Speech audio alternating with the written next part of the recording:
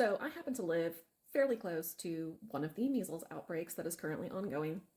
And in one of my local mom Facebook groups, a person was asking for input, advice, education about whether they should get their child their MMR a little earlier than what is typically recommended. Really, bottom line, the best and only advice would be to speak to your pediatrician who knows your family, your baby, whatever particular risks might be at play, and talk with the pediatrician and decide if it makes sense for your baby. And luckily, a lot of people did say that. But of course, there were some comments that took a different route. And of course, there's always bad actors in this space, grifters, scam artists. But a lot of times, these are just people that could live down the street from you, could live next door to you, who are just misinformed.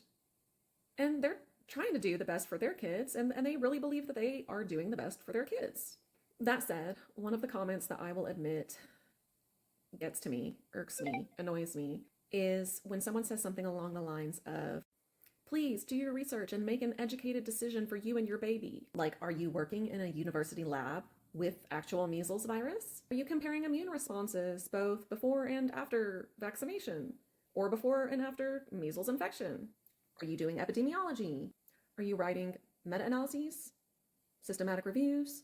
In what world do you think that whatever research you're doing is equivalent or better than the knowledge of those experts?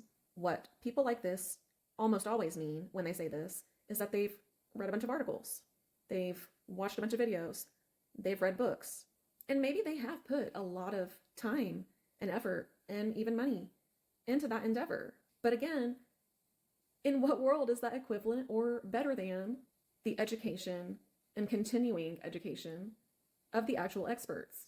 It just really blows my mind sometimes. Like, I don't know the first thing about plumbing or electricity, and I would never assume that I can do the plumber's job or the electrician's job better than they can, or just as good as they can. And sure, you can teach yourself a lot of things these days with the internet. There's so many free resources. But regardless, most people don't have the educational background to even understand what they're reading if they were to actually dive into reading clinical trial papers, peer-reviewed research, blah, blah, blah. And that's not an insult. That's just objectively true. And you don't have to be an expert in everything. It's really that simple. Those are my thoughts as I prepare for an ice apocalypse this weekend. See you later. This was Holly. Bye.